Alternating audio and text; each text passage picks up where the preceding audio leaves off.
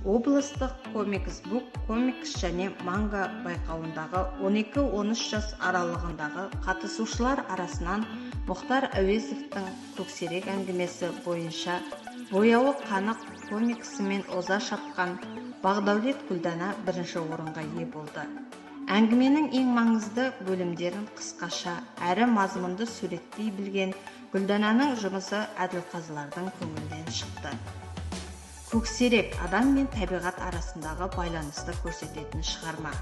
Авторы Мұхтар Әуезов.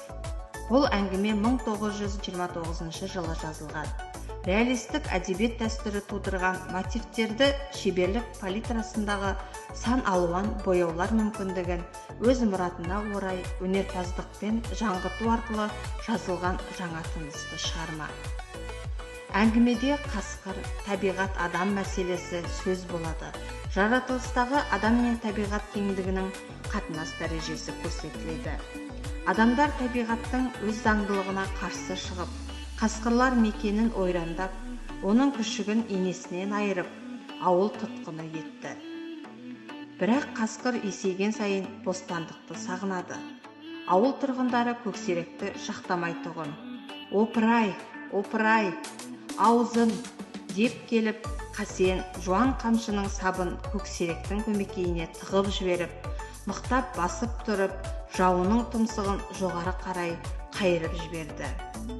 Аққасқаның қан басқан тұмсығынан Көкшолақтың тістері бір-бірлеп шығып кетті. Аққасқа сонда ғана бүйірін тартып, тыныс алды. Бірақ әлі де жанын шығарғанша, қасқырдың төменгі жағын күрт-күрт шайнап жатыр.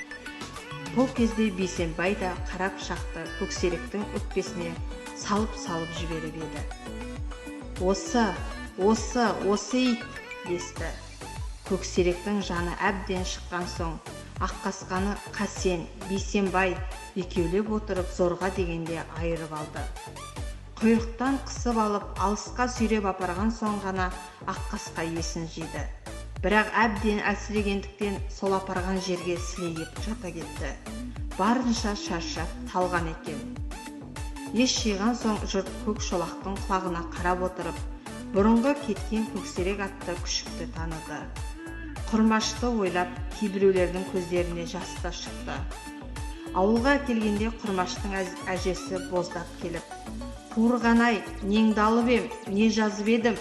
Бауырына салып өсіргеннен басқа не қып еді менің құлыным?» деп елді тегіс еңіретіп, Көксеректі басқа тепті. Осылайша Гүлдана суреттеген Көксерек әңгімесі қайғылы аяқталды.